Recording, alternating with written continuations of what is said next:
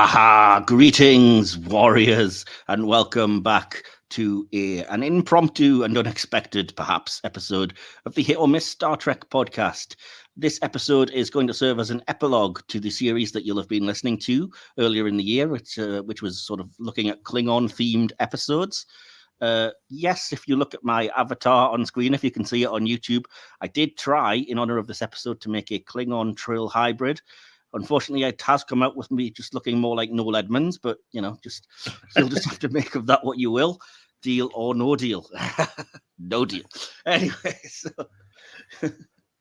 any multicolored swap shop references or house party references, just email them to me or put them in the comments. Let's get Mr. Blobby on this. So yeah, we are going to be looking at a Klingon episode. Quite fittingly, to finish off the series, we thought it would be nice to look at the episode that reunited the three main Klingons from the original series. I think we looked at, if not all of those episodes this series, we've certainly covered all three of them. So yeah, it would be a chance to look at it. So obviously, as you can see, we're talking about the Deep Space Nine episode Blood Oath, which was the return of Kang, Koloth and Kor from Star Trek, the original series. And before I go any further, let me just introduce my usual co-host, DK. Hello, I haven't done an avatar, and like Kor in my avatar, I've woken up hungover. I will not go into a battle with a man whose honour is soaked in ale, DK. Oh, wait, I haven't got a choice. Never mind. I'm going to say you've been doing fine for the last couple of years, man. How did I get into this chat? I am Michael. Doesn't answer my question. Yes, it does. Anyway, as you can tell, I watched the episode and I'm ready with the notes and everything. So, yeah, it's an interesting one. Like I said, you wouldn't expect that, three one-off guest characters would return, what was it, 30 years later or something close to that, after their initial appearances on a different part of the franchise. But again, it's lots to look at, so we're looking forward to doing that later. Before that, though, I did have some brief things I wanted to talk about with you, DK. Just a little start section. We're not going to do a hit or miss because we figured, it's an epilogue type episode anyway, and we might just give it a miss and see if that is more popular. See if we can get the episode lengths down and see how people respond to it if they do or don't like them. But in the meantime, I do want to still start off with our usual section, which I like to call Hailing Frequencies Open. Hailing frequencies open, sir. So, DK, I haven't run this by you yet, so this is going to be a surprise to you. But my thought was basically, this is the end of the year, and it's the end of the sort of the Star Trek that's airing this year. We know there's not going to be any more, except the re-release of Prodigy Season 1 on Netflix around Christmas, which is nice. So my thought was maybe to have a quick look back and talk about, what you think about the Trek that's aired this year in broad terms. Not too much, because hopefully we're going to look at it properly at the end of year live special on the Silver Screen podcast. And obviously we can kind of ignore Picard Season 3 because we already put up our full review of that. Yeah. And you can obviously catch that on the channel still. But yeah, I mean, Strange New World Season 2 and Lower Decks Season 4, we've kind of sat through, we've seen all of it. So, so first of all, what did you think of Strange New Worlds Season 2 overall this year? I enjoyed it. I don't know why. For some reason, every time I sit down to watch Strange New Worlds, I expect not to like it. It's a very strange thing for me. And but yeah, I don't think I've really been disappointed this year. There have been some episodes that I've preferred over others. There have been some subplots that I've preferred over others. There are some that I'm really not keen on seeing much more of, frankly. But yeah, I enjoyed it. I think normally it's a tricky thing, a second season, especially when you've had such a positive response to the first. But I think they pulled this off, this one quite well. Yeah, really enjoyed it. Okay, fair enough. Well, let's get into it, and let me just ask then. So you said there's some plots that you like better than others and some things. So what in the second season was a hit for you? What really worked? Do we really need to say what worked? We all know full well we're all going to go straight to that crossover. Yes, that I really enjoyed. I didn't know how they were going to pull that one off, but yeah, they really did. I didn't love it at the time. I'll be quite honest. I think we spoke about it at the time. But whereas I was just immediate, like 9.5, 10 out of 10 scores for it as soon as I watched it. Yeah, it's grown on me. I've watched it again since then, and it really has grown on me. And those damn characters from Lower Decks, they're just so endearing. Yeah, absolutely. Yeah, I love that as well, and that's definitely one of my highlights. Anything else you wanted to shout out, or you happy to leave it at just that? I did. After it's no secret about the one particular episode in season 1 that neither of us that we both hated. Yeah. I was not thinking that Hegemony was going to be my cup of tea. Yeah, same. But it was surprisingly enjoyable. I really did like that one. I was pleasantly surprised as well, because if the viewers, if you are new and you haven't listened back, we really both hated the episode, which the name is escaping me, even though I've recently watched it. All Those Who Wander, that was it, which was basically, the retconning of the Gorn into weird xenomorph creatures and the killing off of Hemmer, which we didn't agree with and everything. So we kind of hated that episode. We hated what was done with the Gorn. And so I, like you, was like, ugh, series finale with these new Gorns, that's not going to be great. And it wasn't terrible. I didn't mind it. No, to me, if you are sat there and the end credits roll and you're screaming because it's left you on a bloody cliffhanger, which you weren't expecting, then that's a good thing. Yeah, I really enjoyed that one. I've also got some hope that the little hints that they dropped in the episode mean that we might get something approaching a retcon back to the more recognizable kind of, because at the point in season 1, I was like, well, there's no way to square the circle of these guys with the thing from Arena. And now there are little hints of, these are going or acting differently. There could be, and I was like, oh, please tell me they're fixing their unforced mistake. And even the sort of the one adult Gorn we see in the spacesuit fighting Spock, I was like, that's not bad, and that's a nice little homage in a way to the Kirk Gorn fight in the original series. So more like that. Yeah, the one standout. I mean, I'm going through the list now. I mean, Broken Circle, enjoyed. Ad Astra, just fantastic for me. 10 out of 10 all over for that one. Love that. My highlight of the season. Yeah, I know you're not keen on Tomorrow. I didn't. When I looked back on it, I think the majority of my issue with it is just the sheer stupidity of like, oh, we've now moved the timeline and everything, and it's like it opens up too many problems. It gives everybody that whinges it's not the same timeline, so it's not canon fodder. And yeah, I just can't get on board with it. It's like it was supposed to happen in the 90s. Now it doesn't. Move on. Like, yeah, I didn't mind it. I don't get fixated like some people out there, so I can just kind of hand wave that away. Plus, Christina Chong. Yeah, where can you go wrong? I think she's just fantastic. And Paul Wesley in that one. Absolutely, yeah. Well, I would say when I first saw him last season, I was kind of still on the fence. But to me, he's really grown into the role during this season, and I thought that was, if you disregard the canon aspect, I think it was a good two-parter, two-hander. Yeah. I love charades, and I see so many people hating that one. Yeah, I didn't like it. No, I think Ethan Peck's comedic timing in that really good. I enjoyed that. I much preferred the one in the body swap episode in season 1 when it was kind of a similar thing, and I thought that was done much better. The kind of him acting as T'Pring and her having to act as him idea, and even what they did with kind of Spock and Chapel in season 1, where they came close to that line, but they never crossed it in things like the Serene Squall. But yeah, I think I didn't love the knockabout comedy parts of that episode. And then when it ended with like Spock and Chapel getting together, I was just like, this is just, they have no interest in the idea of canon at this point, do they? All right. I don't know. To me, it was just like a comedic episode, and it's still better than Prophet and Lace. So I've had bowel movements better than Prophet and Lace.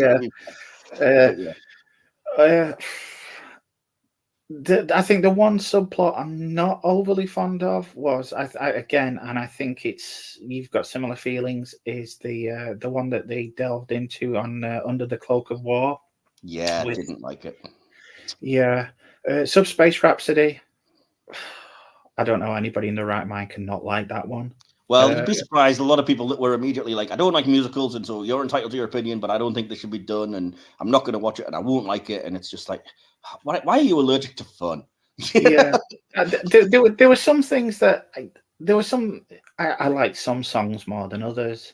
But of course, that's true with any musical, though, isn't it? Really? Yeah, but if by the end of it, if you weren't down with, Klingons doing K-pop, there's something wrong with your soul, frankly. I really liked it. I thought it was I wasn't expecting it to be, because, like you said, you look at these things and you're like, oh, it's going to be.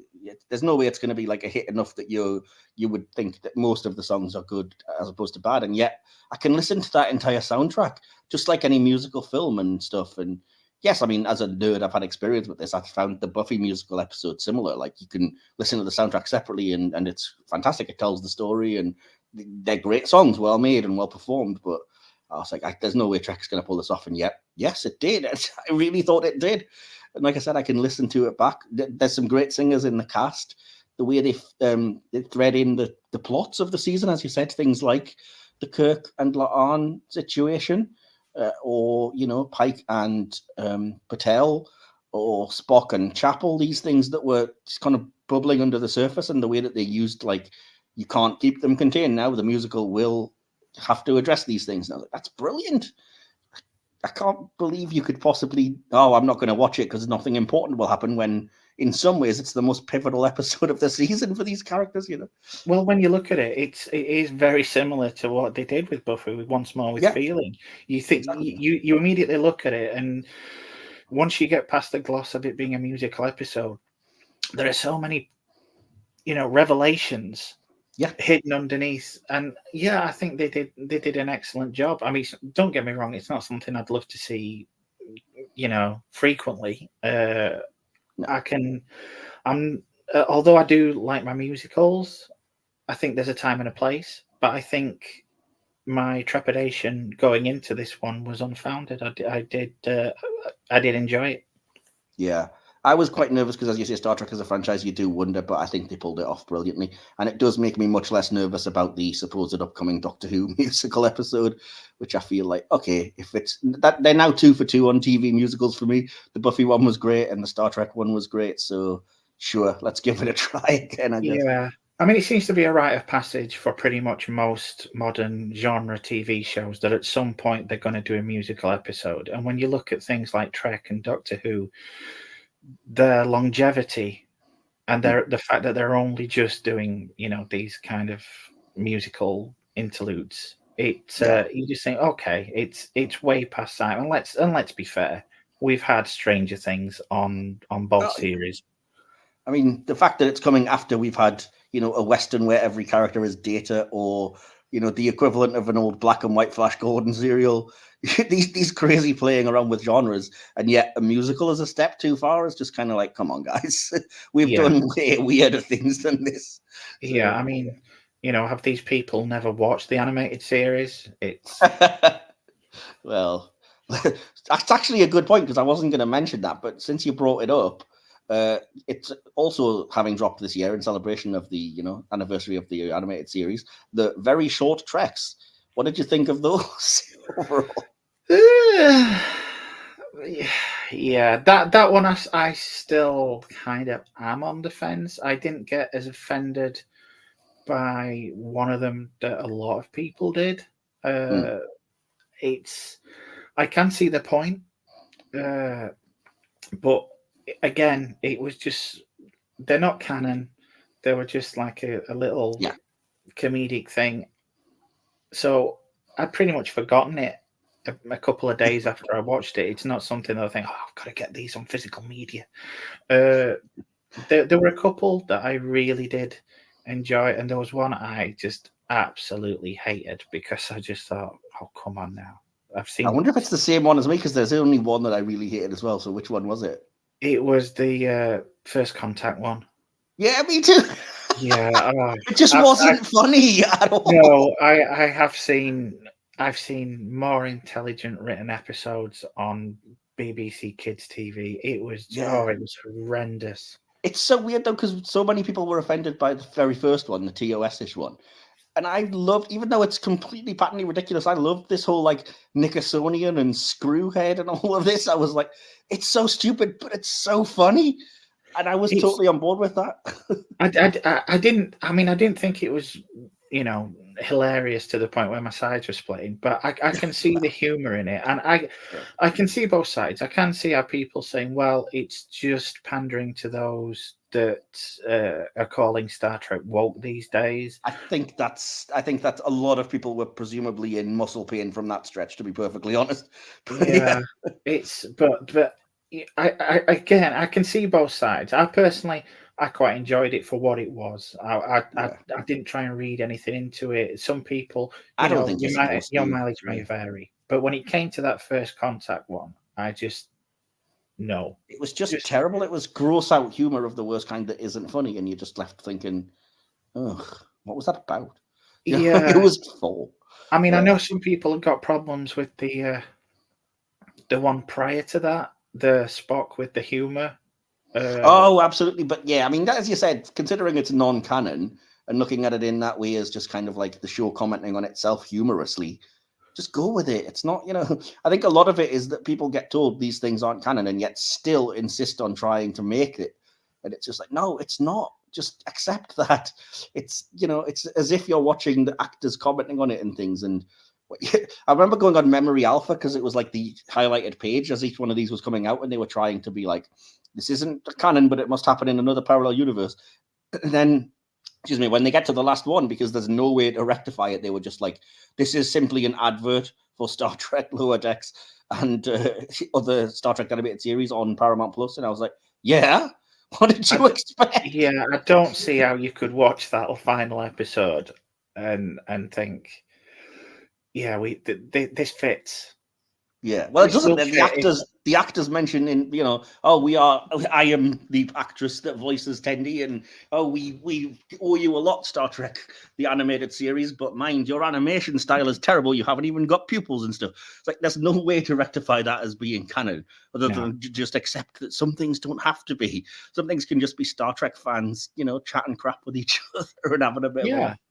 Yeah. I mean, the two I really did enjoy out of those little ones were that one, the final one, with that musical number, and I loved the one before with the the infinite holodeck regression, holograms all the way down. Yeah, because that was Aaron Walke. That was always good. Everyone was like, I hate this and it shouldn't exist, but we're just waiting for the Aaron Walke episode because he wrote 2 of the best episodes of Prodigy, if not 3 actually, and it came out and everyone was like, yep, turns out we were right. We absolutely knew this was the one to wait for. And I was like, you see? And I also, maybe it's that rebellious streak in me, but I just love the fact that by this point, until it got sold to Netflix, Paramount were pretty much adamant that there was no such thing as Prodigy existing. So to see the characters in this one felt like a huge finger towards Paramount, and I loved that. I did as well, likewise. And it was, again, probably only because it was Aaron that was writing it, but I was like, yes. Because, it was incredibly insulting that every one of those very short treks ended with, watch more animated Star Trek on Paramount Plus, Star Trek animated series, Star Trek Lower Decks. And I was like, you really do want to pretend Prodigy just never existed, don't you? Yeah. And so it really got my, I mean, it's quite easy to do. I'm an old misanthrope, but it really got my back up then when Paramount saying, go and see it on Netflix, the new home of Star Trek Prodigy, and you just think, you bastard, you've just been pretending the thing doesn't exist for months. Yeah, exactly. Well, we'll not get into that because we'll be here all day, but we're not fans of corporations generally, are we? So, but yeah, so we've touched on those. So very quickly then, what did you make of season 4 of Star Trek Lower Decks? This is confession time. I've still not seen all of it. Darn! I was hoping to, because it ends in such a big, and I can't spoil it then if you haven't seen it, but damn. I was right there at the start and loving it, absolutely loving it, and then real life got in the way and this and that, and so I think the last episode I saw was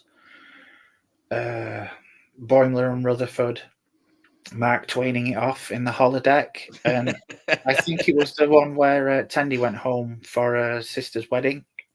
Oh, you are so have you avoided spoilers then? You don't know what the big reveal about the mystery ship is or anything like that? No, I'm completely surprised that I've not even stumbled upon anything, because I'm still all over social media, and I can't believe you don't. And again, I'm not saying anything, but yeah. This is yet another thing to be thankful that I left shitter, because in the groups that I am in, not had one thing spoiled for me. It's still going to be a surprise. I'm saying that, and I bet immediately after the recording, I'll get online and there'll be some big thing to kick me in the balls, spoiler-wise. Well, apologies, the audience member. I will hopefully be talking about it in the live special, as I see on silver screen, because I can't really discuss very much with DK if he hasn't reached the point of any of the big revelations. Really, the last 2 episodes in particular were very big, huge stuff, and tying into other Trek things. And yeah, again, I don't want to spoil anything. I'll get too far into it. If you saw it, you know, and you'll have your own opinions. I liked it a lot personally, and controversial opinion time. I do think, unlike most people, that Star Trek Lower Decks across its 4 seasons has been a far superior sequel and revisiting to Next Generation and even DS9 and Voyager than Picard Season 3. I think it's done a much better job at that. And, you know, make of that what you will. Because I know a lot of people are still clamoring for Star Trek Legacy. I still, you know, I'm very on the fence. I mean, I'd watch it if it comes out, but if it never gets made, I'm not going to cry. Well, we've talked about that far too long for what was supposed to be a basic little section. So, yeah, I will move us on, I promise, now to the bulk of the episode, which is, as I said, going to be a review of the DS9 episode, Blood Oath. We've been doing Klingon-related episodes all year, and like I said, I felt like we had to kind of cover Blood Oath since it's the return of the Klingons, and it was a nice option because we couldn't really, we hadn't really done anything with just the 2 of us, DK, so it was a nice way for us to touch base and kind of just do an episode with the 2 podcast mainstays, as it were, the 2 hosts. So, and look what happened. Right, well, as I say, the episode that we're looking at is Blood Oath from the 2nd season of DS9. I do have a behind-the-scenes section, so bear with me. There's a lot of information, but I feel like some of it, if not all of it, is relevant, so... yeah, I'm just going to dive straight into it. And DK, if you want to interrupt at any point, you know you can. So, this episode reunites 3 Klingons from Star Trek, the original series. Reunited in inverted commas, since they never met before. But and there's one from each season.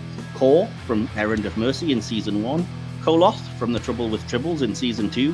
And Kang from Day of the Dove in Season 3. And as I say, we've definitely got reviews on the channel of all 3 of those.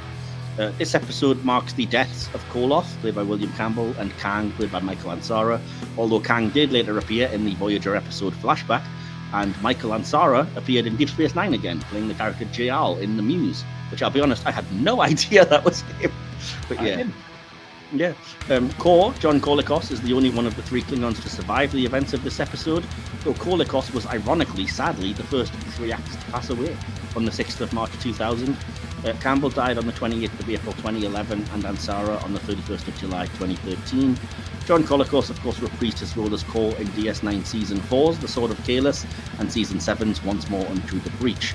And Campbell, as Trekkies will know, had also famously played the Q-like Trelane in the original series episode The Squire of Gothos.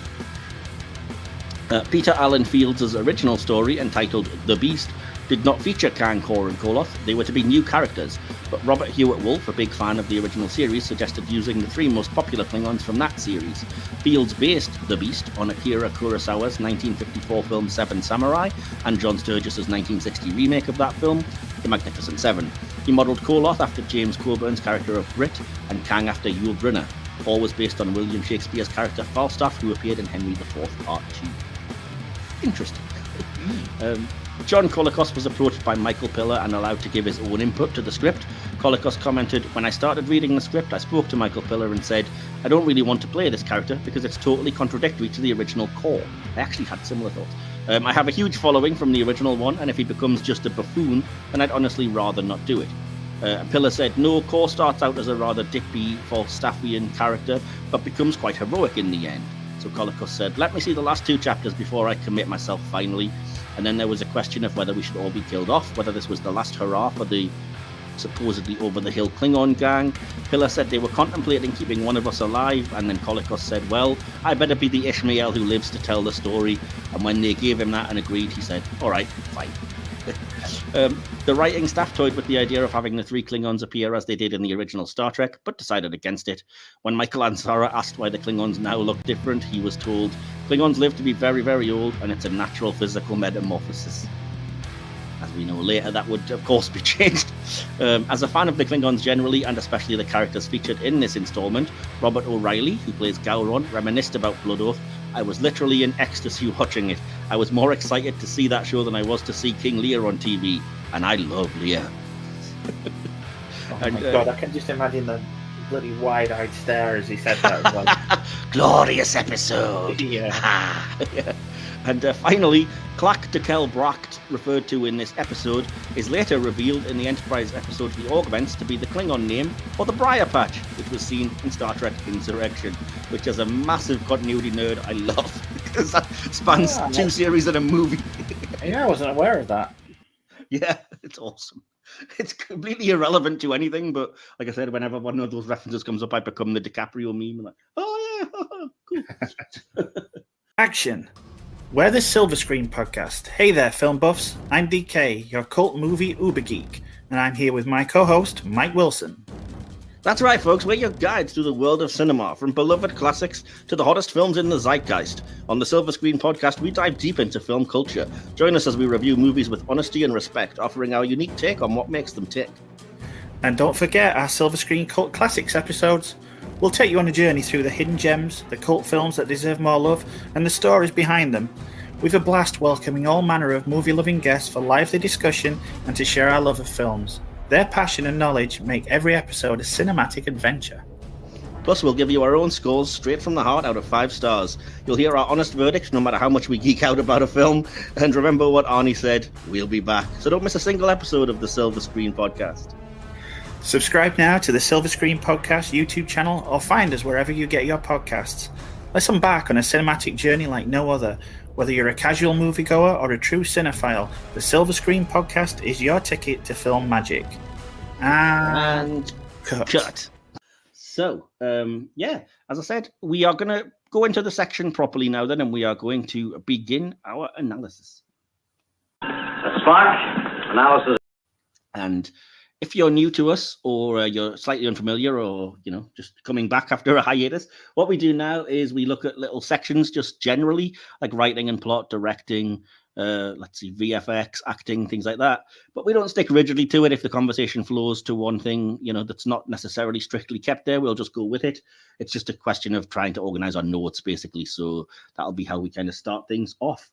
So before we get into any of that, though, DK, I have to ask, because it's always of interest to me, when was the first time you saw this episode? Do you remember? And do you remember what you felt about it? Yeah, I was a big fan of Next Generation.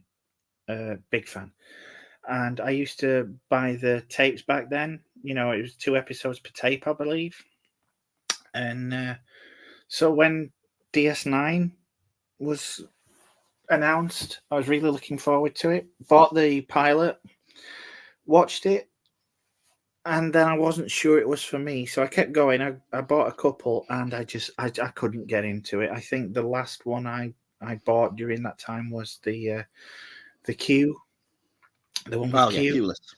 Yeah. And I just wasn't feeling it, so I kind of dipped out. This one made me come back. I was working in I believe it was a video game store at the time, and that's where we sold the tapes. And I saw that, these 3 old buggers were back, and I thought, I've got to get this. So yeah, I bought it as it was released in the UK, and yeah, watched it that day. Although I'll be completely honest, I didn't love it. I didn't love it. Is that the first time you watched it, you didn't love it? Or? The first time I watched it, I didn't love it. It's grown on me a little. I'll get into it a little later. It's still not my favorite. I think the guys deserved a little better. But But yeah. Okay, I can understand, I think, where you're coming from with that. But yeah. So, yeah, just to give you my kind of take on this, then, it's a kind of a weird one because I really despise the first 2 seasons of DS9 in a similar way to you, probably. Now, don't get me wrong, there are gems in there. There are episodes that I would absolutely say stand among the best of Star Trek, like Move Along Home. Cardassians or The Wire, or what was that, sorry? Move Along Home. Insert Batman slapping Robin gif. But no, I mean, like I said, the majority, unfortunately, of the episodes for me just don't really work. And overall, I like you, I couldn't get into the series. I couldn't find myself warming to the characters in any way. And I didn't like this kind of darker take on the Trek universe. And kind of a lot of them, I'll be honest, a lot of the episodes I still even think now are pretty boring in that first couple of seasons. It hadn't quite worked out what it wanted to be. And I think it's quite telling that the show itself kind of recognized its failings when it came to, you know, doing what it would become known for. And was like, well, we're going to introduce this war with the Dominion as an ongoing plot line to give something of interest. We kind of have to have a starship, even though we started out completely against the idea. We're going to bring in Worf so that we have some recognizable Trek touches. And, you know, at some point in season 3, somebody remembered where the lights on the station were, presumably, because in season 1 and 2, my word, they're using the dimmer switch. But yeah. So to bring that back to my point, my first experience of this episode was the only time I'd seen it previously. And I was very young and I just started getting into the extended kind of world of Star Trek. I've mentioned before I'd watched the original series with my mum and kind of liked it, but never really went down the I'm a huge Trekkie route. And the one that kind of got me started on that was Next Generation when I was watching it at like 5 p.m. on satellite. So when I started getting into it, I was like, all right, let's go and see. At this point, DS9 was in its 4th season, I think. And Voyager had just about launched in the UK. So I was like, let's go and we'll watch the ones that we can have access to, or as satellite kind of plays the repeats and things. And yeah, as I said, because it was the first 2 seasons of DS9, I know I've seen this episode, but I had almost no memory of it because it was just one of those things where I think I watched it with eyes glazed over, like, all right, whatever. I didn't appreciate a lot of the things in it, which I think I do a lot more now. Don't get me wrong again on that one. But at the time, because it fell in a rut of episodes where I was just like, this isn't Trek-like, really. Not to sound gatekeepery, but it wasn't the Trek that I particularly liked, let's say, on DS9. I didn't like the conflicts. And like I said, I struggled with the characters a bit and the writing in particular. It was just something that I was like, this is boring. It's not very exciting. And yeah, I feel like I did the episode a disservice, but I was too young to comprehend what was going on. And I'll be honest, this is potentially a bit controversial. I didn't realize that these 3 Klingons had appeared in the original series because it was before I'd started being a huge like Trek nerd deep dive situation. So like I would have seen those original series episodes, but again, because we were in the UK and we're getting the episodes like what, half a year or so at least later than the US. There really wasn't that much fanfare about like, can you believe these characters are returning? And it was before we had like Star Trek the magazine. It was definitely before we had internet or anything. So I was not aware of who they were, and it went completely over my head. It was just like, oh, that episode with the 3 old Klingons, what was that about? But when you know the history and recognize who they are and go back to it now, it's like, oh, I was such a fool.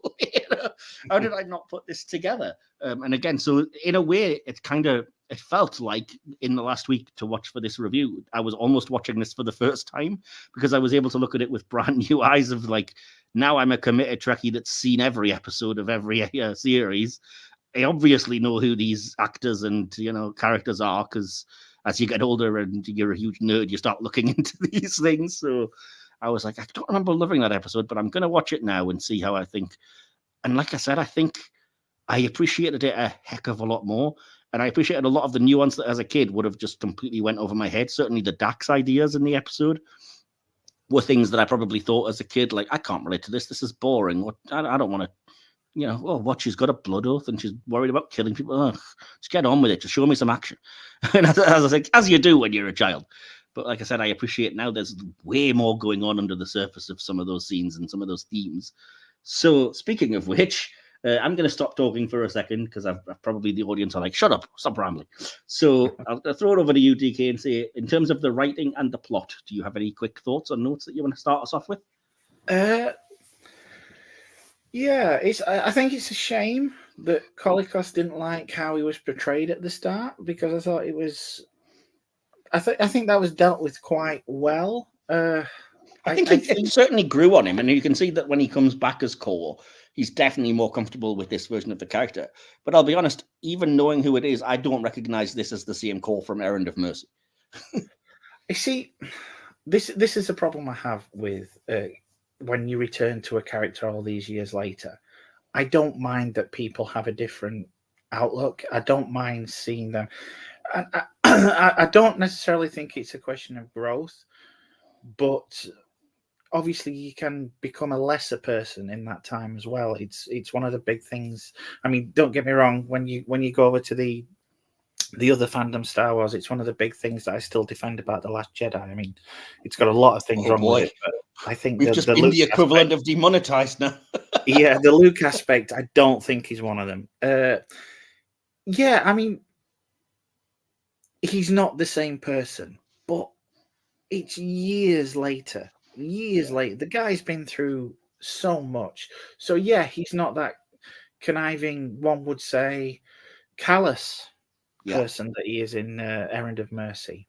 Yeah. But I don't think the way you're setting him up in this, I don't think a viewer would have been interested in seeing that version of Kor as a protagonist.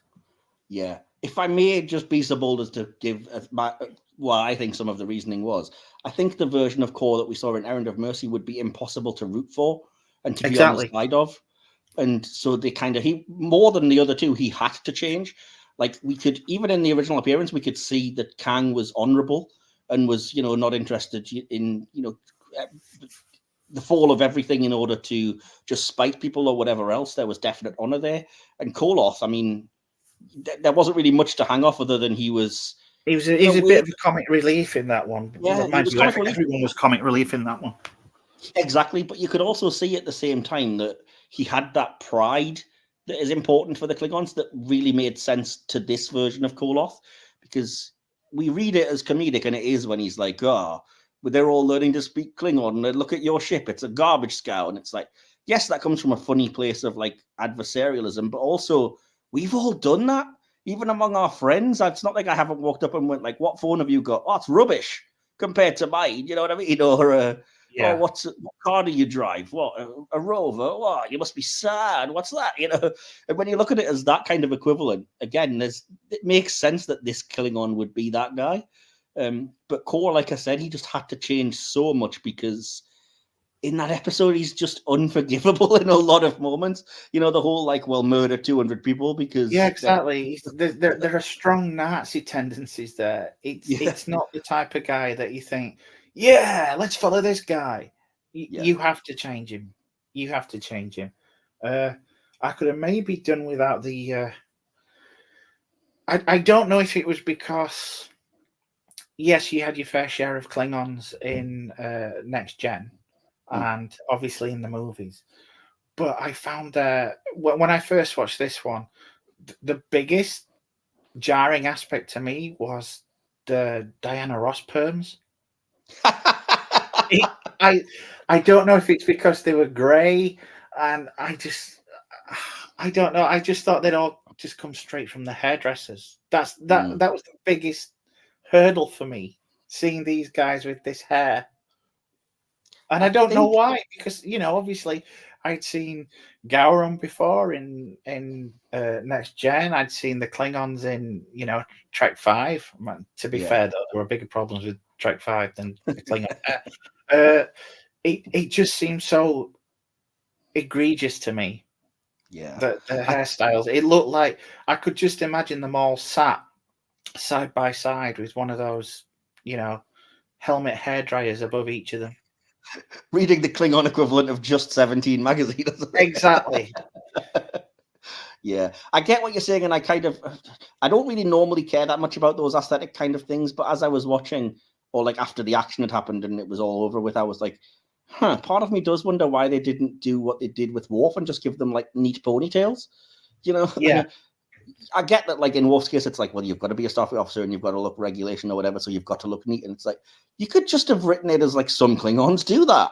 It's not a big deal, And it would have at least looked, as you said, better than this weird, like, just let it all hang out shaggy perm situation they've got. Yeah, I mean, I realise I'm being incredibly shallow by bringing that point up, but it just seemed, I don't know, when you look at how they were back in the original series, obviously the makeup's changed because they had to bring him in line with how the Klingons looked in the series. Well, but not just that, it's also, I have to say, far less racist in DS9. Because when they have white actors playing Klingons, they don't blackface them. Yeah. It's just like, thank God. You know what I mean? Yeah, I don't know. It was just very odd. For some reason, I found it incredibly unnerving seeing them all with these perms. Yeah. It was very strange. I gotta be honest, it didn't bother me. Like I said, I thought about it in the end and was kind of like, oh yeah, that was a thing that I'm wondering about. Like, why weren't they neater of hair and whatever? But it didn't bother me. And especially when you put Kang in that like kind of pseudo fur coat. Oh yeah. And I just thought, this is looking very Milan. I don't know, man. I'll get into it with I loved Kang in this, but I'll get into it more in like the acting and stuff. But yeah. I mean, I think he was amazing. Anyway. So yeah, any other like quick thoughts on the writing or anything you wanted to start us off about? I think with the best will in the world, I think it's a very plot-wise, I think it's a very what I would call a mid-tier episode, and I think it's only brought up by the performances, which we're going to get into a bit. As far as the plot goes, I think it's not Trek's best, and I think it suffers from pacing issues, and I think there's far too much build-up. That's the thing I was going to say, and I've got it in the notes, is that I don't agree that it's mid-tier. I think it's fantastic. It is a fantastically, brilliantly written 2-part episode. Unfortunately, it's 45 minutes long. It's like they remembered that part 1 was going to be part 1 of 2. Then they hit like 35 minutes and we're like, crap, we've got 10 minutes to shove everything in. Yeah. You know? You're jumping ahead to my conclusion. They deserve better. I think they deserve better. And when you look, I mean, with the best one in the world, those first few seasons of DS9 weren't the best. You could easily have jettisoned a lesser episode and give this a second part. And I think these guys deserve that. And the start of the season is that 3-part thing about the occupation of Bajor that has no business being 3 parts long. Do you know what I mean? It drags like you wouldn't believe to get to the point. Yeah. And I think it also then it makes DS9 suffer as a whole because it kind of just ends and you never see the fallout with Dax's decision. You never see what happens with regards between her and Cisco, and then by next week it's just forgotten about. That is any of the Trek series before 2017, though. To be fair, they're all guilty of that because they all have to be. We've got to tune in next week, and nobody can be lost. So, in a way, I was kind of grateful that we at least got that brief moment of like Dax going back, Cisco clearly being pissed, and Kira just looking at her knowingly of like, yeah, something's changed, and it's an unspoken thing, but we know what went on here between us, And I was like, okay, at least it's something. But as you said, part of me is also just like, so where's it sets up so strongly the Cisco's like, if you do this, it's going to be completely against orders and there's going to be consequences. And then he literally just doesn't even talk to her when she comes back. And I'm like, where was the resolution to that particular plot line then? Yeah, it's, a stern look is just not going to cut it. No, and I think, I don't know if it was originally developed as a 2-parter and then they just went, oh no, we've got to put some bullshit here about Quark instead. So, I mean, yeah. That's the weird thing is, like you said, even looking at it like that, like I don't mind the Quark and Odo stuff. It continues their rivalry in a nice way, and it's a very brief scene. And let's be honest, there's like next to none of the DS9 regulars in the episode, so at least it gave them a chance to be there. Like there's no Bashir, no O'Brien, no Jake. Half of the cast are jettisoned in order to accommodate these 3 Klingons, and yet, like you said, you could easily make this into a 2-parter and give everybody on DS9 a subplot. Yeah. Even if it was just Dax approaching each of them for their individual opinions, like, O'Brien, you fought Cardassians and killed them. What was it like? Bashir, you're a close friend of mine. What do you think? Do you think I should, as Jadzia, am I still tied to this oath or whatever? And, Jake, he barely was in episodes anyway, but even still, there's ways to write the other characters in to make it more of a DS9 episode if you wanted to do that. I mean, in an ideal world, I would have loved to see this episode happen after season 4 and include Worf, just because I like Worf as a character, and it would be fantastic to see the clash of that TOS and TNG Klingons via actual characters. I mean, can you imagine this in a later series and having Martok in there? Exactly, yeah. You just think, oh, this is just, it would make Way of the Warrior just, look like, oh, well, yeah. So, it's a tricky one. I do like the fact that they gave Jadzia a fair amount to do. Yes. And I do think it helped it helped bring out Terry Farrell's performance. Obviously, we'll get to that in a bit. But I just think they did a disservice to the characters that they brought back. And the big selling point of this episode were the characters that they brought back. Definitely, yeah. And I was just trying to think of a shorthand way to refer to Kang, Koloth and Kor, and almost went, the KKK. No. Let's not do that. No. We're back to Kor's original appearance again. It's.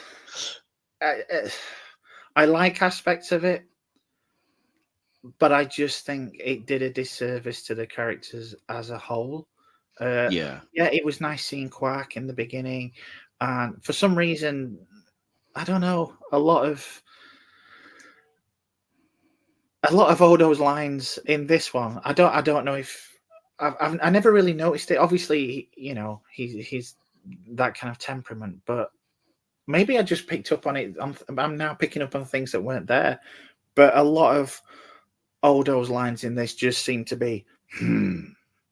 That's literally his entire character for the 7 seasons of the show, dude.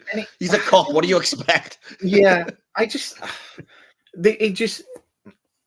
seemed to be, as I say, to do a disservice. I did like the scene between Dax and Cisco when she was leaving, but I thought the runaround when she was trying to convince Kang that she deserved to be joining them on this quest, I think they maybe dragged that out a little too much. As I say, it was a lot of build-up and very little payoff. I think that's where we'll disagree, because I liked all aspects of the build-up. I just wish it hadn't been at the expense of a satisfying resolution, frankly. Well, that's the thing. If it had a two-parter, I would have been fully on board with it. But it just seemed too weighted on one aspect at the detriment of another. And I couldn't get on board with that. I definitely understand, and I'd completely agree with that. But yeah, I mean, so we'll talk about the Klingons first, because why not? That's what we're kind of at in terms of writing and plot. So we'll focus on that first of all. And I have the question here that I've written down, and I'm not sure if I can answer it, but it's just, as I said, DS9, I think it's fair to say, struggled to, carve out an identity, certainly in those first 2 seasons. And so part of me, thinks, was this an early attempt to legitimize DS9 by using the TOS Klingons? The behind the scenes would seem to indicate not. It was just that some people were fans of them. But as I said, having watched both of them, we know that they shoved in Q, the Duras sisters. They were trying to just drop as many continuity references to Trek as they could to point out this is still the same show. So do you think there was an aspect of that in the recruiting of these 3 actors? I can't say what went on behind the scenes, but that's certainly the impression that I got when they brought them back. As you say, it seemed to have trouble carving out its own identity. It seemed to, and this isn't a problem that's limited to just Deep Space Nine. We all know that early seasons of whatever Trek, and certainly Enterprise, I would say, had the same problem in the first 2 seasons. It just didn't know what it was.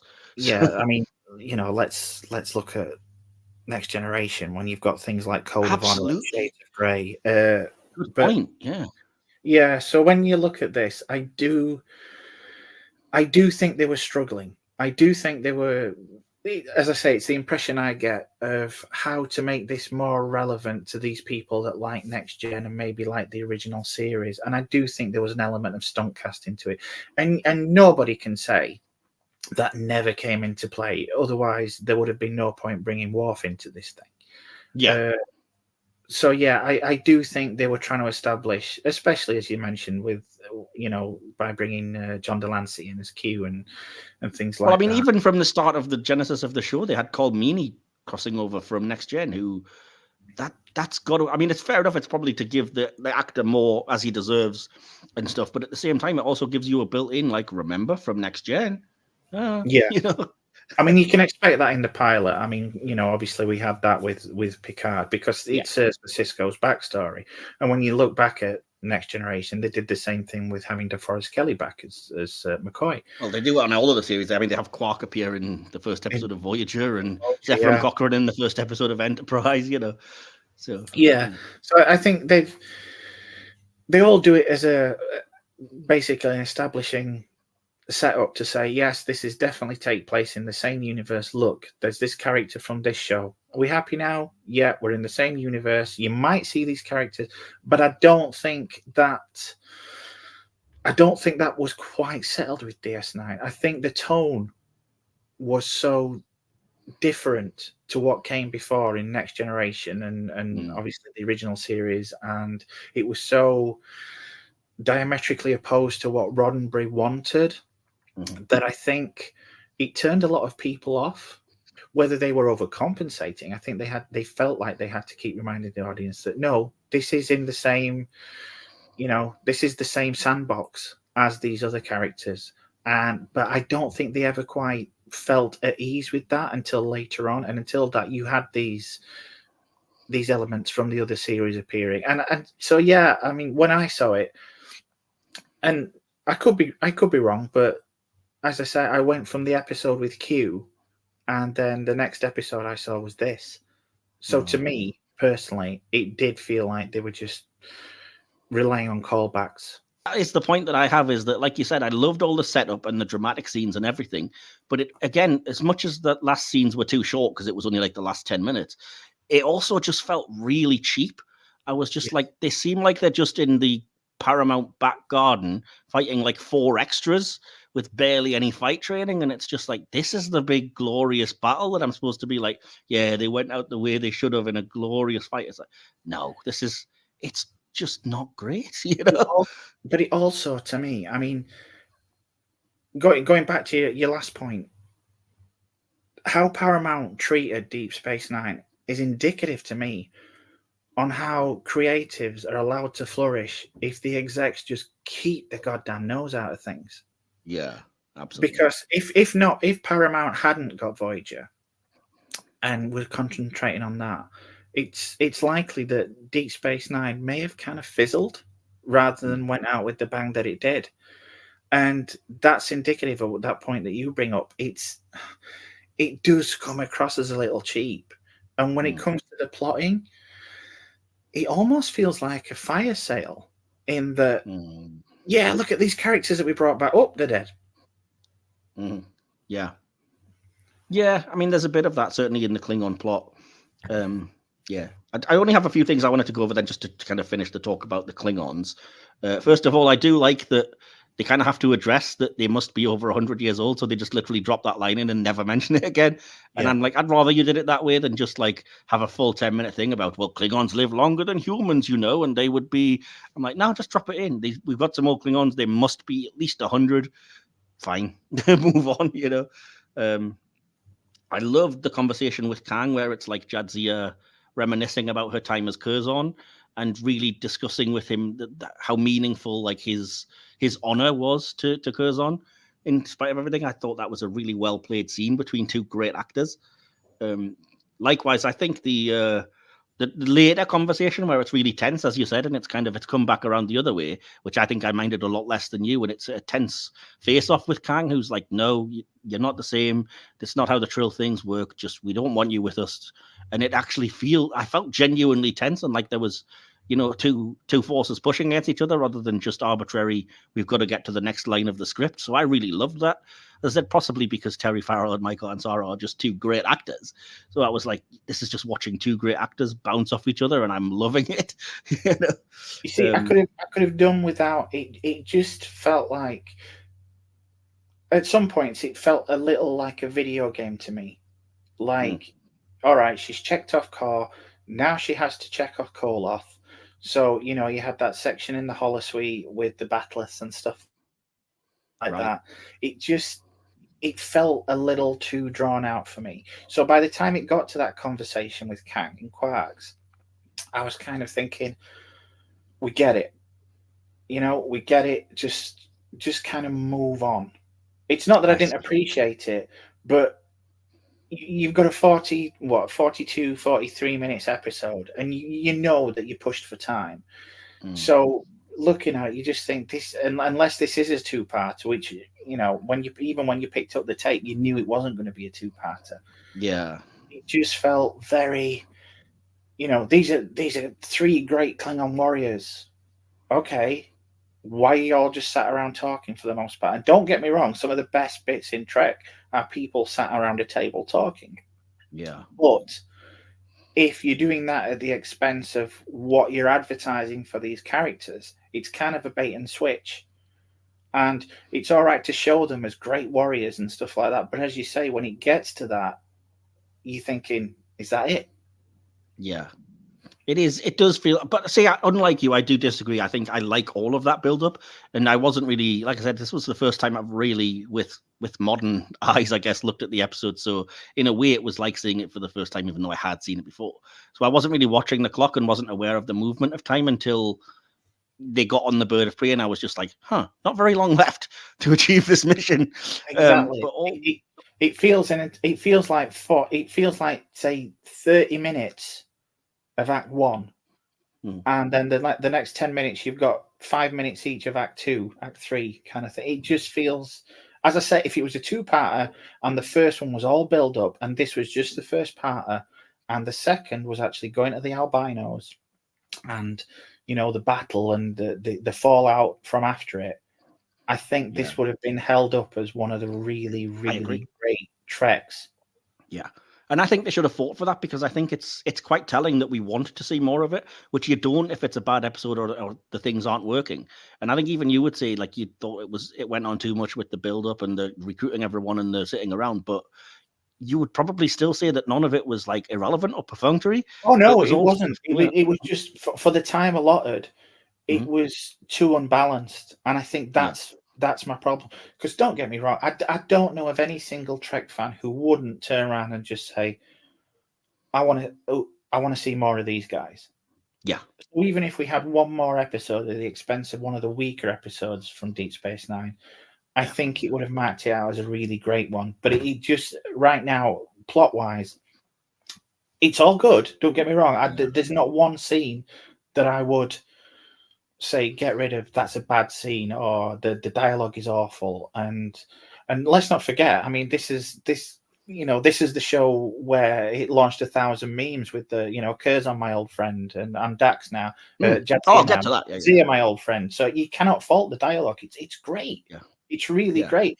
And the caliber of acting in it is fantastic. And with the best will in the world, Terry Farrell, to me, was never a great actress, but she's really good in this.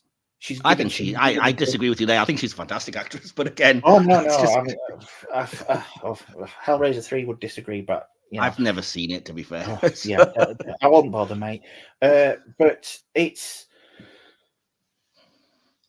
there's nothing there that I would jettison. I can't look at this and say this is a bad episode, but it's let down by the fact that it's just not given enough time to breathe.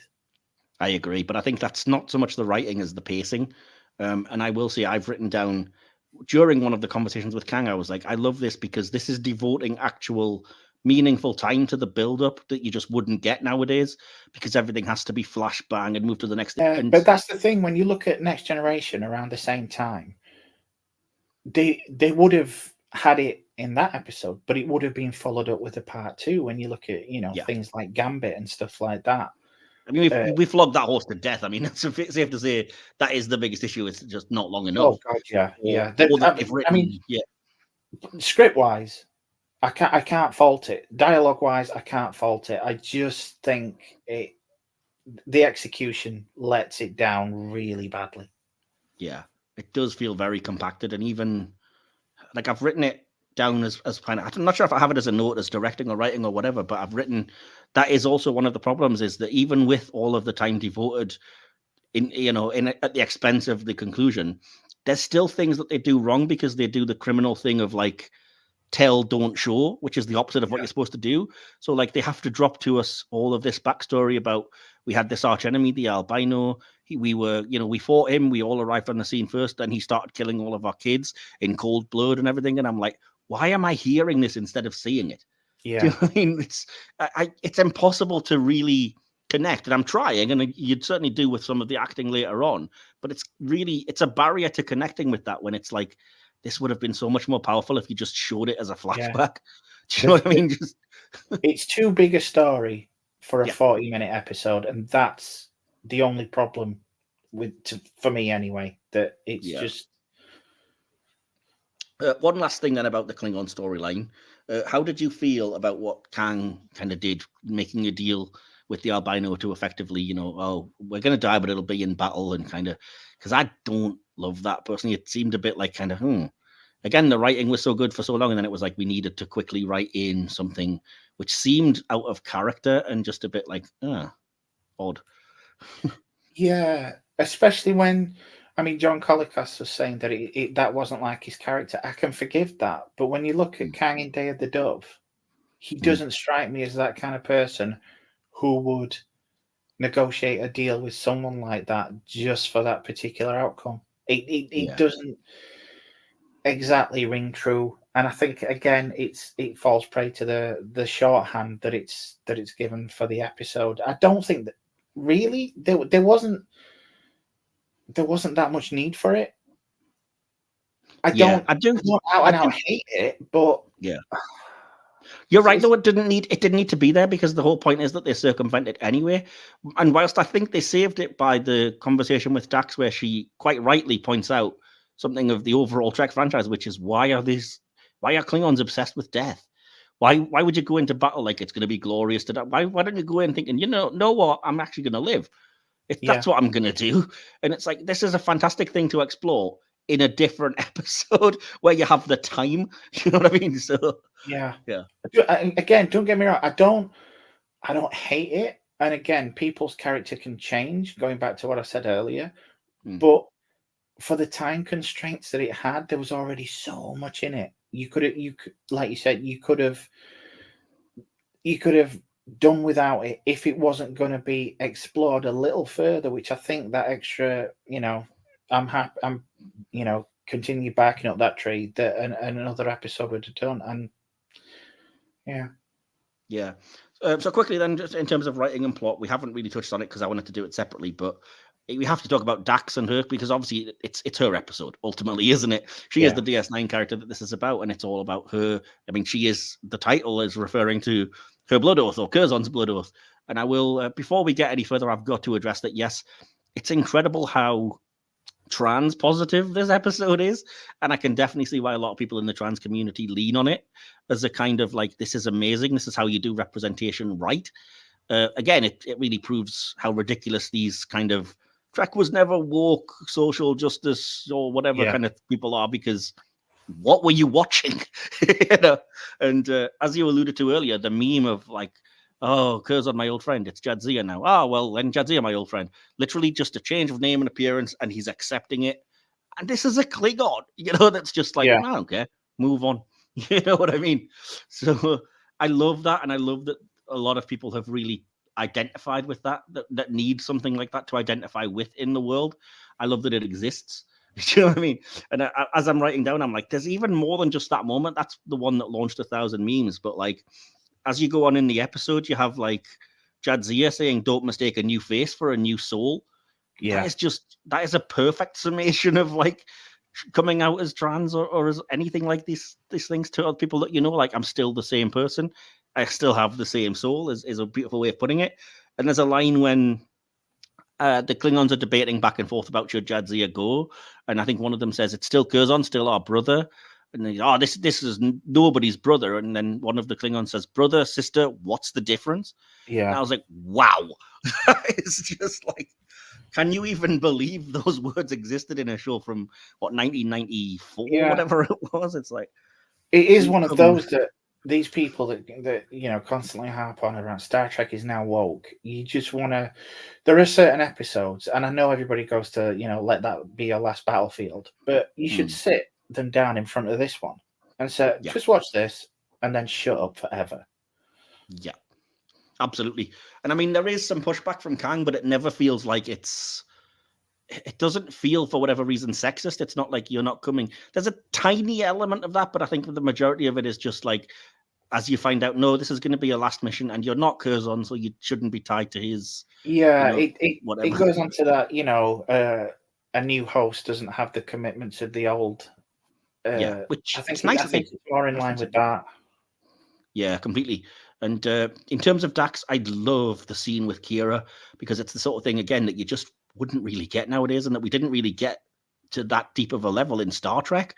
And again, Nana Visitor is such a good actress that when she's actually querying, why are we talking about this? And when she delivers that killer line about, when you kill someone, take a piece of yourself as well. I was like, wow, this is just incredible. And I love that it's taking the time to address this, which it never did. Like, it's one of my biggest issues with Redemption is that Worf, a Starfleet officer, resigns, murders a bunch of Klingons, turns up 3 weeks later and just, here's your pips and badge back, Lieutenant, back on the bridge. I'm like, he's just murdered a bunch of people. Yeah. But so I like that it addressed that a bit further.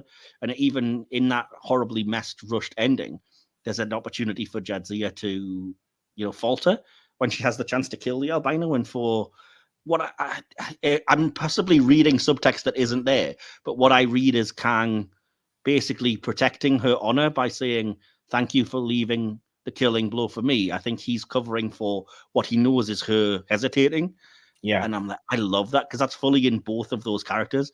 Like, Kang being all about honor would absolutely do that, as like, I know you weren't being cowardly. You wanted to save the last blow for me, but we really know the truth. But, it's understandable, and you still have your honor. And I'm like, I love that. There's so much with so little that you do in that scene, Yeah. And I don't think you're the only one to kind of pick up. I know you said you were reading into it, something that possibly not there. But I got that same vibe. Maybe that was the point then in that case. Yeah. Great. And the other thing I do love, even though it's very brief, I love that it turns out that there's a reason for Jadzia specifically being there, and that it comes to their benefit when she even says, like, she's using her science skills because she's a science officer, so she can disable the energy weapons, because it genuinely gives Jadzia a purpose, which I think you needed. As opposed to just, I'm living Curzon's life. You know what I mean? So I was like, it's brief, but I appreciated it. And obviously, I do love perhaps it's a good day to live when he's been talked around as well. So, that's all of my notes on the writing. Did you have anything else? Pretty much covered everything that I had on that in those fields. So let's move to the acting very quickly. I mean, we've touched on it basically anyway. So do you have anything you wanted to start us off with? I can't fault the acting, really. There's no one here. I think I would. It's more Kor's and Kang's story. William Campbell, in comparison to the other two, is given not that much. What he does with it is, but he almost seems very frail to me compared to the other two. My biggest problem with that, and I feel daft saying it, but my biggest issue is that William Campbell still looks so much the same as he did back then. And because he played such a recognizable character without having any prosthetic makeup and stuff, all I can see is Trelane, and I just can't get past that in my head. And I know he played Koloth as well, but it's just like all I can see is that performance. And I think it's unfair to him because it's, I don't know. I don't have that problem. What I think what maybe I'm butting heads with is that although I remember him as Koloth, as I say, pretty much everyone in that episode was comic relief. Yeah. So to see him as an actual Klingon warrior and a threat to be taken seriously, I'm not going to say it doesn't ring true, but it's just kind of at odds in my own mind. I think they did enough of that, though. I mean, like I said, that fantastic line at the start with "How did you get in here? I'm Koloth." That explains enough. Yeah, that was nice. And then I do think you need that kind of Bat'leth sparring on the holodeck to show that he is a warrior of the type you're more used to now. So I think they do enough. But like I said, my biggest issue is that tonally, you're right. It's tonally jarring because it's not the Koloth from The Trouble with Tribbles, because that's a comedy episode. And as I said, he's also played a character who's basically Q, so it's kind of a impish comedy character again there. So like you, I struggled, but for different reasons, to see him as like a Klingon warrior. And it wasn't the writing's fault. It wasn't even the actor's fault. It's just that it's not really what we're used to, I guess. Exactly. What might have made it, I mean, I'm arguing with myself at this point, but what might have made it more in line with what we've seen before is if the initial roles of Kor and Koloth were kind of reversed, and it was Koloth in the holosuite at the start and waking up drunk. Maybe on the initial watching, I would have I could have picked up on that and accepted it a little more, because then you would have Kor coming in and saying, "I'm Kor," and you've already seen how threatening he is, obviously, in Errand of Mercy. So maybe that was more acceptable. Maybe it feels like a bit of a switcheroo to me. But at that point, are you just including Koloth as a figure of fun? I do wonder if part of it, as you said, because you're right, and I've never, until you said it just then, I'm like, yeah, they are they're flipped. And I do wonder if the intention was that when they decided one of the Klingons was going to live at the end, that it was initially going to be Koloth. And when Kolokos was like, I'll do it, but only if I'm the one that survives, they were like, oh, crap, well, we'll have to quickly write Kor as Koloth and Koloth as Kor, because otherwise that doesn't work, you know?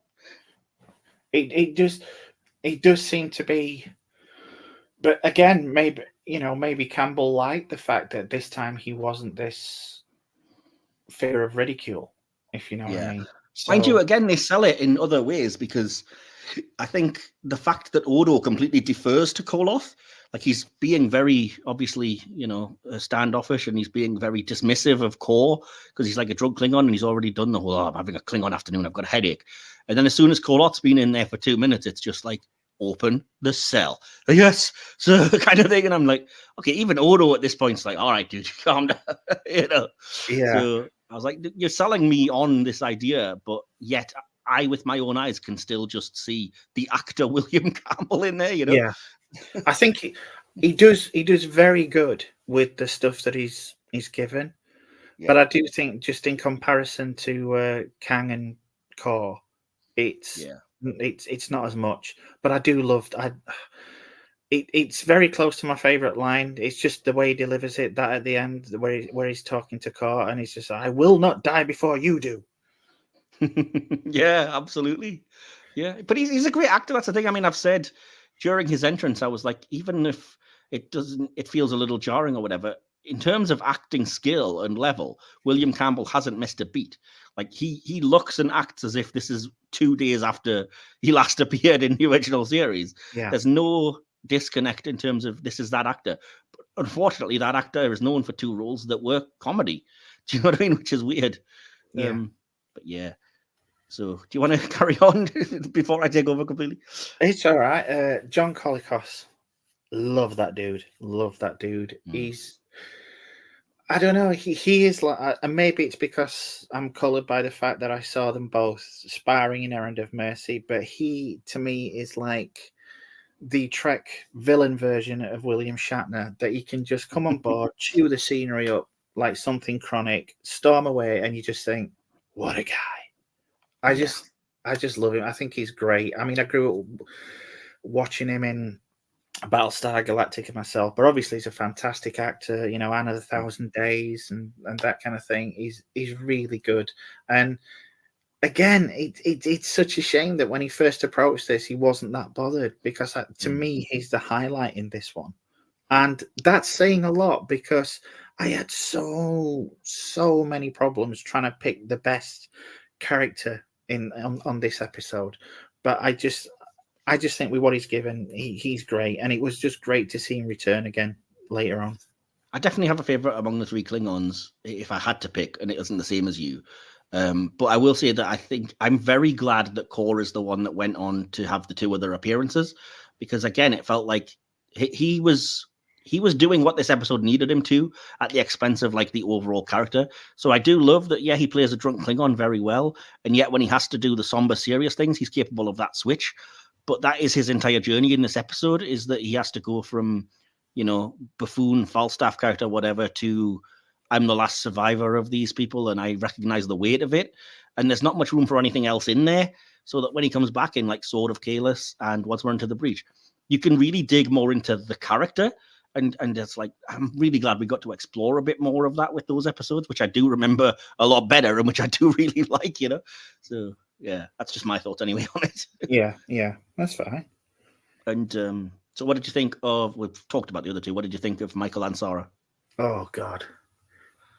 In the most heterosexual way possible, I could listen to Michael and Sarah read a freaking phone book and think it's sexy as hell.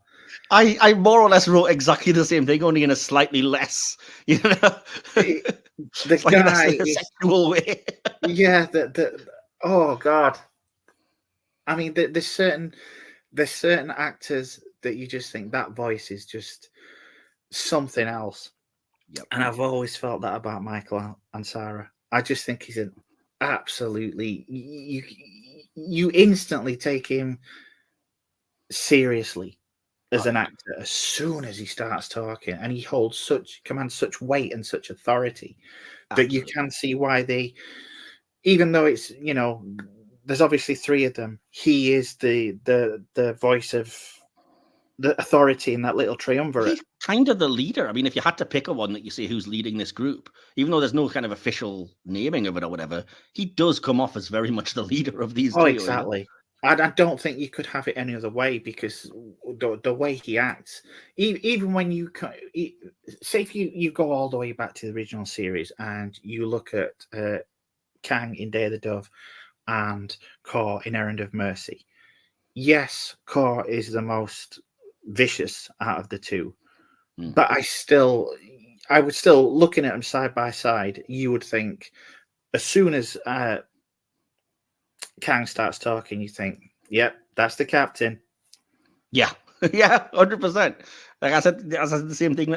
My exact note is Ansara's voice is still powerful, and it's just like, it's one of those things, like he was gifted as a human being that he just happens to have that kind of voice where, as you said, he opens his mouth and commands a room, and so you're just like, yep, that's such great casting as any kind of Klingon. And I loved him in Day of the Dove, as you know, even though I wasn't on that episode, and I love him again here. I think his command of being that, it gives it the real gravitas that you need. Like, you know yourself, there is various different types of Klingons, and you could have went the ridiculous bug-eyed Gowron route. You could have went the super serious depressive Martok route, and then there's Michael and Sarah, who's just like, I don't even question it, I just believe you. Whatever you tell me, yeah, you're in charge. You want to tell me you're the Chancellor, you want to tell me you're Kalis himself, whatever, I believe you. You know what I mean? So, as you say, the sheer authority behind his voice, you pay attention. I mean, when my alarm goes off in the morning, I'm just like, I'm not getting up. But I bet if I switch my alarm to Michael and Sarah saying, get up, I would get up, you patak. Yeah, I would be out of bed like a shot and doing push-ups. Yeah, it's like that. And I think that relates to another note I've got, which is that all 3 of the actors, but especially Ansara, are taking this really seriously and not looking down on it, which for a Trekkie is such a welcome relief, because so many actors and so many just people in general look down on it as like, oh, that daft sci-fi or whatever. And nope, they're not. There's none of that. And thankfully, he has the character where he's able to bring more of that to it and that lend that gravitas, because even though the other 2 actors are taking equally seriously, the characters they're playing are not necessarily serious characters. So I'm kind of grateful. That's why Kang, I think, is my favorite of the 3, because he brings you these stakes are serious kind of thing, And I think that's why he is like the last one that you see fall, and he gets the last moments with Dax. And he's ultimately the one that does the killing blow and everything. I was like, yeah, I'm with this guy. Well, like I said, any guy that can wear pretty much a fur jacket and still come across as like the main man, you've just got to respect. He is, though. He's one of those blokes where you can just fully imagine he's wearing a fur jacket because he probably walked on the bird of prey, and Koloth, for example, was close to sniggering, and he just stared him down and went, "Something to say?" Yeah. No, I'm good. Yeah. I'm good, man. Yeah. Yeah. And I mean, again, I'm harping on about it to an extent, but another episode with these three guys in it just would have been perfect. It would have, yeah. Like you say, I don't agree with killing them off at all. I'm glad we at least got more of Kor, but I think you're right. I think they were married in the writing to this idea of we have to kill them off, and I don't think they should have, to be perfectly honest, because they could easily have come back, all three of them, whether together or separately. So, yeah. Anyway, do you want to move on to the direction? Because we've taken far too long. And we're saying, oh, it'll be short. We don't have a guest. No, you forgot it's the two old guys in the corner of the pub just whittling away. No hit or miss section, and yet we just ramble for hours. So, yeah. Anyway, so yeah, direction. Any thoughts quickly from you on that? You've already kind of brought it up. I liked it. I do think it had a tendency, like a lot of DS9 was back then, to be a bit over dramatic, melodramatic, to an extent where it goes beyond serious and into kind of camp. It kind of seems to take itself too seriously. With regards to that, not overly keen on the direction of the spar between Jadzia and Koloth. Oh, I thought that was well done. I've written the opposite, but okay. I like the dialogue during it. I think it's well choreographed. I've actually written as well. I wasn't feeling that. It seemed a bit, I don't know. It seemed like, to me, maybe like kids in the playground pretending to be a Klingon and a Federation officer. Yeah, I felt the fierceness of that because it really felt like he was going for it. And yet, like I said, when we get to the final battle and they're actually facing the albino soldiers, for me, that was very much, we are stage fighting. You move your thing there and I'll move it here. And I never was convinced they were out for blood, Well, that's the other thing I was going to go into. And on that final fight, none of it really felt convincing to me. It all felt kind of stage fighting. It was very much stage putting that down to the direction rather than the performance. Yeah, probably. Yeah, I mean, without wanting to sound fully critical of the direction, I do say they did a lot right. I didn't look up who it was, but I think the use of like close-ups to emphasize the actual acting that's happening, I think is really well done. Like they never just hold on two shots. It's always like focusing on that character or on their eyes as they talk. And I think that was a fantastic choice. You see, unlike you, I think the Dax Koloth fight was well choreographed. I think the lighting is terrible, but it's not the director's fault. For some reason, they just forgot where the lights were on the DS9 station set. Yeah. For the first 2 or 3 seasons, anyway. I love how nice the outdoor compound of the albino looks when you see it, like as a sort of overall thing. It's like, it's beautiful and it looks lush and whatever. And then when you actually get the actors landing there and going on there, it's like, this is just Paramount backlot. Darn. Yeah, it's a real shame. And I think the costumes that they give the albino soldiers are just awful. I hope they're recycled from a low budget movie or something. They did look like something from V, the TV series. Yeah, precisely. Yeah, I mean, that's a nitpick, but like I said, and as you said, it's just too much stage combat at the end. And as I said, I like a lot of the talky scenes more, which are well directed and well acted. And that's all I want to say about that now. So. I mean, don't get me wrong, I didn't hate the final fight, but it wasn't good enough for these characters, as you said. Exactly to your point. An afterthought. Yeah, because even the deaths, I was like, I don't feel anything, and it's not because the actors aren't giving it their all, or because like I genuinely do actually care. I'm not saying I don't, but because it's so rushed and it just feels like stage. Like I said, it's like you're watching a play, so it doesn't feel real. And I was like, I feel nothing about it, and it's just so quick and like, oh, okay, is that what happened? I felt. I felt grief for the characters, but not grief for how it was played out. It was just, There was no visceral sense of like, no, you got it. It was just kind of, that happened. All right. Yeah. Anyway, So that's all of my notes. So do you have any notes on direction, VFX, music, sound? You may as well rattle them all off because we're running very No, late. the VFX and the sound, it were pretty much standard for the time. There's nothing that really stood out for me. Yeah, I will say nothing stood out for me either, really. Okay, super quickly then, because we are trying to bring it round to the name of the podcast. Do you have, I don't know, 2 or 3 things that you would say were a hit in the episode overall? Well, the characters, obviously. Definite hit. Yeah, I think that's pretty much it. I would agree. I say the characters, the characterization, the acting, the way those characters are written, that's what really works for me. And the fact that everyone's given depth. And frankly, the way that they use Jadzia, I think is really good. The way that it ties into her being a trail and the past lives thing and everything. I think that's very clever writing. So yeah, those are my hits. So what would you say was a miss though in the episode? What didn't really work? Oh, we've already gone over it. It's pretty much the execution and the pacing. Yeah, I agree. Far too rushed. The last act really did feel like an afterthought, which it shouldn't when it's what everything's building to and what they've kind of... And even, I mean, I haven't touched on it, but even the idea of like the albino as this boogeyman, terrifying villain, all we're doing is hearing that. We never see anything that he does. No. And then when he appears... It's a Klingon with white hair. Awesome. Yeah. And it's I don't necessarily blame the actor, but he just has... There's no presence there. I was never like, oh, this is the scary guy. I was just like, oh, okay. But it's like you mentioned earlier. If there had maybe shown a scene earlier with him actually doing the deed, maybe you would have a more visceral reaction to it. But yeah, I mean, the way that they give him, I mean, he's barely he's barely an entity anyway in it. But what they give him to do, he just comes off as kind of cowardly and rubbish, and not this kind of figure of menace, because it's just him in his compound, like, everyone defend me. And I was like, oh. And there's a hint of the kind of menace when Jadzia's facing him, and he's like, in cold blood, would you do it? Come on, do it then. And I'm like, okay, this is really good. But then that's 2 seconds before he's killed. Yeah. But yeah, anyway. That's fair enough. So we'll move on then to the favourite character moment and line part while we're doing our summations. Go on, I'll let you start. Who was your favourite character in the episode? Well, I've already pretty much said it's Kor. I mean, as much as I love Michael and Sarah, I do have to give it to Koloth on this. I mean, we obviously in Errand of Mercy, we never saw that friendly side of him.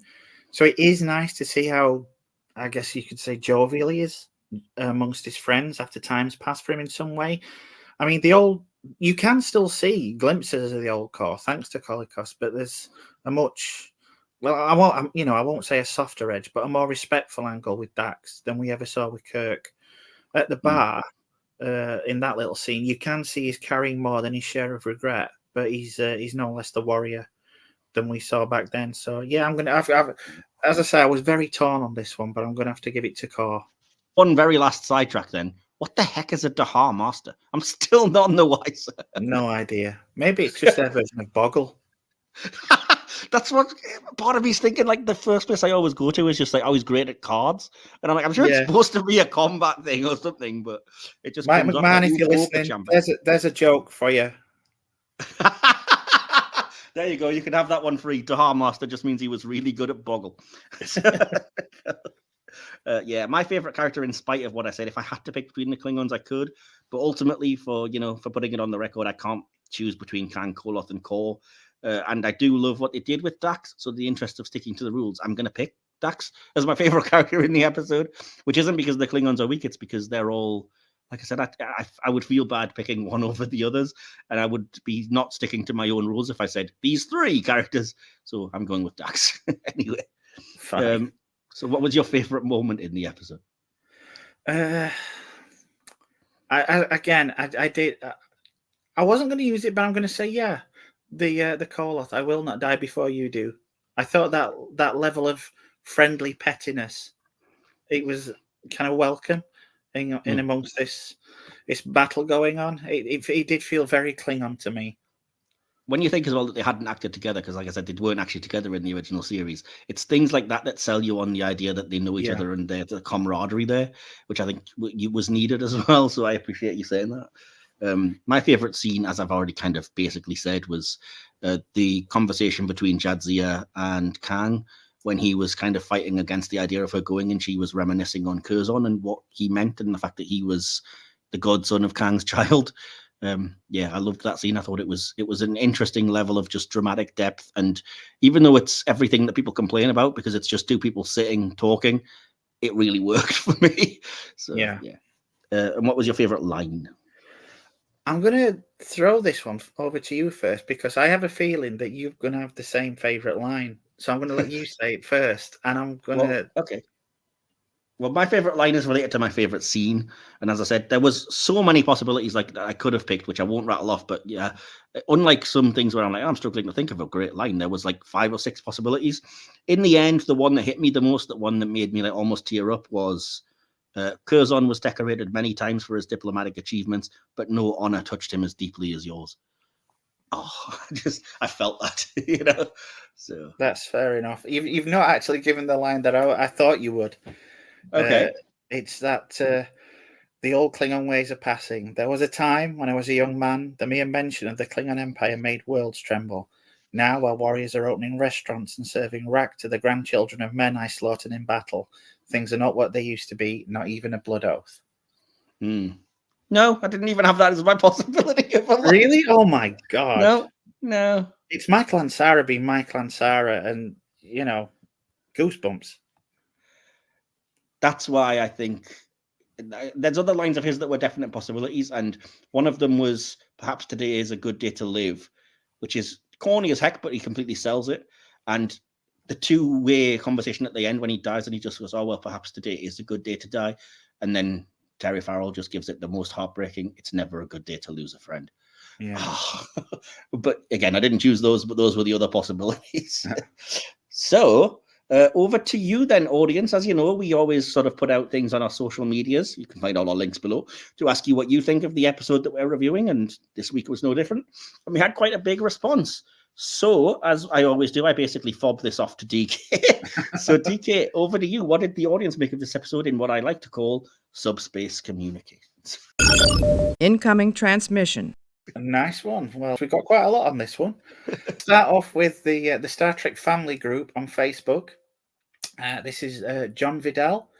He says, overall, I rate the episode about a 4 out of 5. But what they did, bringing back not only 3 of the original series Klingons, but the same actors, yeah, that gets 10 stars out of 5. It is, in my opinion, probably the greatest thing that the entire Star Trek franchise has done.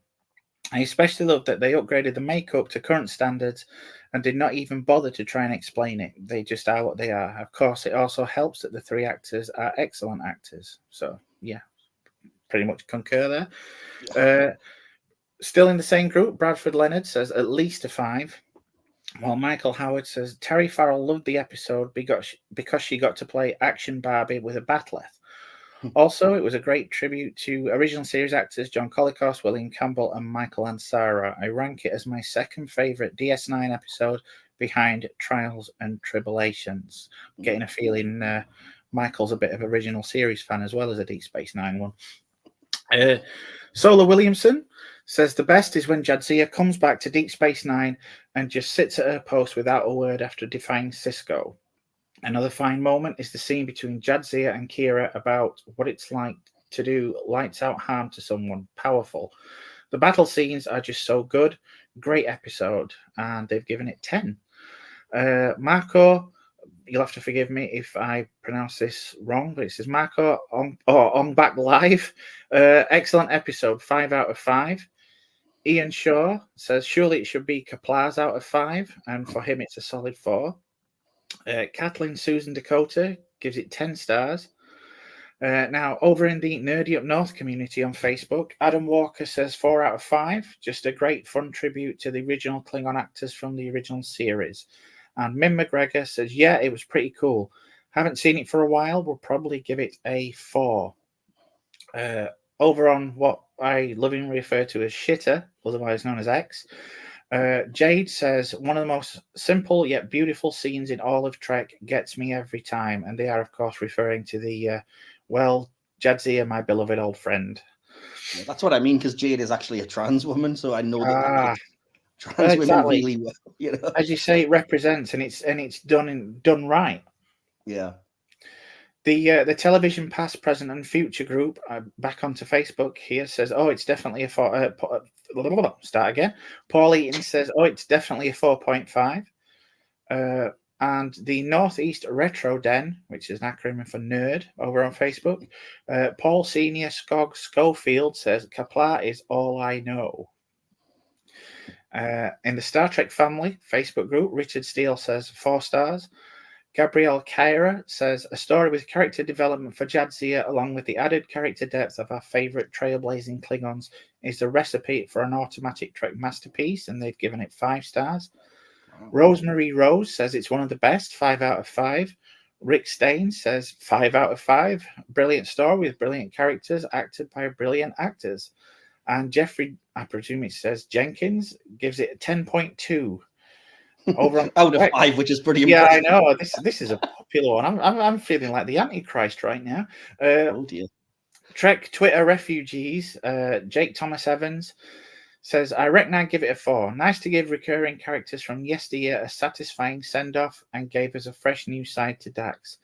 Am I right in thinking this was the ep that gave her the Action Barbie nickname?" And then over on Star Trek ship posting, Fabio Rodrigo Rocha Herman Chuck, maybe. Again, forgive me if I'm pronouncing these wrong. Gives it 5 stars. Jacob Owadowski says, "As nice as it was to see the classic Klingons back, the episode was pretty mid." Agreeing with you there, Jacob. And Corey Coffrin has a picture of Kor, John Colicos' Kor from Errand of Mercy, with the word "glorious!" exclamation point. So yeah, it seems to be generally really, really well received. It does, with maybe 1 or 2 people that would echo what is going to be your sentiment, I feel, going into this last part. So yeah, thanks for our audience. It was nice hearing from you all and hearing what the episode meant to a lot of you, just generally. But yeah, so all that remains is for us to give our conclusion. There's just the 2 of us, DK, so I'm going to let you pick. Do you want to go first or second? I'll get it out of the way, and then we can probably end on a good one.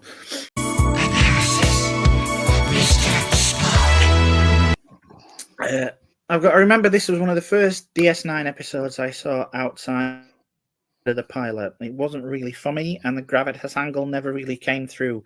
It always felt over melodramatic. But I gave it another go when at the place I worked at the same time, we got this one in. And with it having the 3 Klingons original series, I had to give it a go. I remember not really liking it. It felt very long-winded, and I was so disappointed that I avoided it for the longest time. I've seen it a few times since then, and it's grown on me immeasurably. It still has that gravitas problem that I associate with early DS9. It has a tendency to occasionally feel forced, and it is looking very dated these days, very 90s.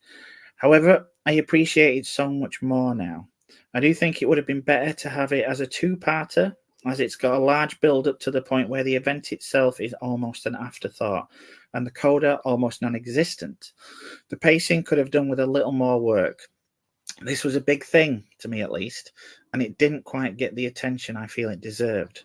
But personal preferences aside, it still kind of holds up in a way.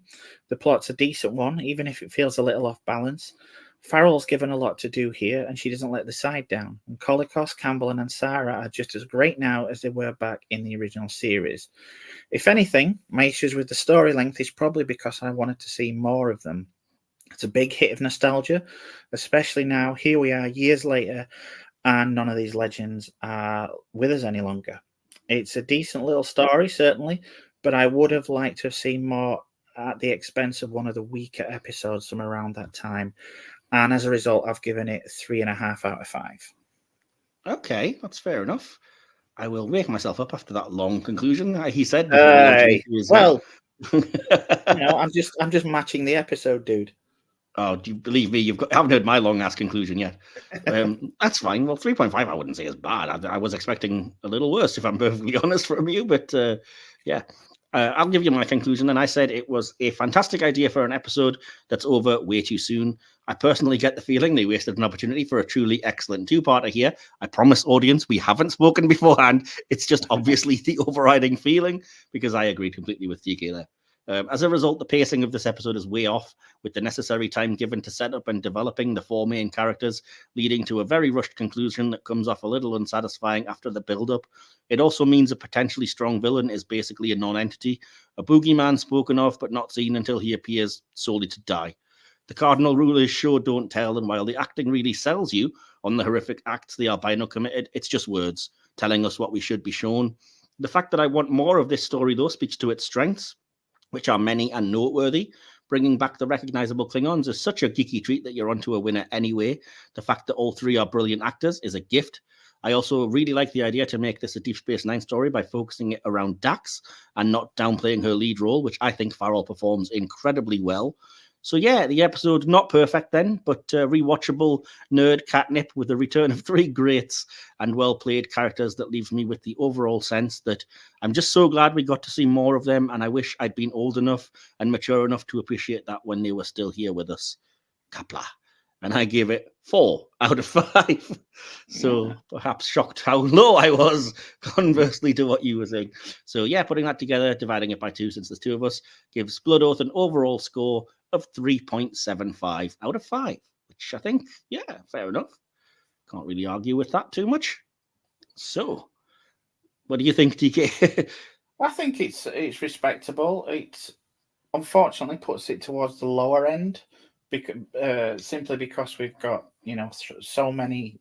We've had so many good episodes on this one, but I wouldn't say it's an insult to it. I think he's done quite well. It's in the. I think it also. I mean, if we had 1 or 2 other people here reviewing it, it probably would have bumped the score up a bit as well. Because I don't think either of us are giving our worst scores there. But the fact there's only 2 of us means, yeah, it doesn't have a lot of chance to build up its score. Yeah. Okay. Yeah. Right. Well, that's going to conclude this episode and this series and this year for Hit or Miss Star Trek.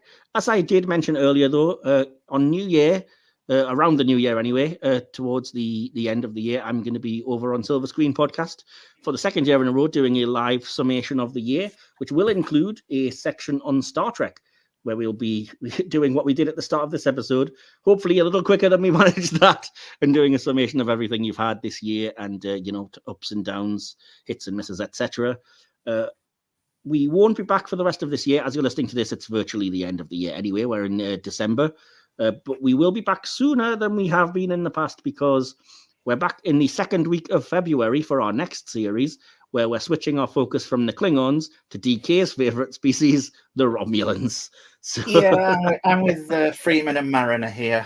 Oh, it's Romulans. Let's be shady. So yeah, stay tuned for that. We have various things planned. I'll discuss when the time comes how we're formatting these things, but there's going to be hopefully a little more Trek podcasts for you to enjoy, provided you still want them, if you're still watching them and viewing them. And we can always do with more, of course. So do, share, like, subscribe, tell your friends. And if you'd like to be a guest, by all means, get in touch with us via any of the social media links below, or just commenting on YouTube and things like that. So yeah, you can find us by just using those links. The podcast websites and social medias, as well as my personal ones, are all listed below.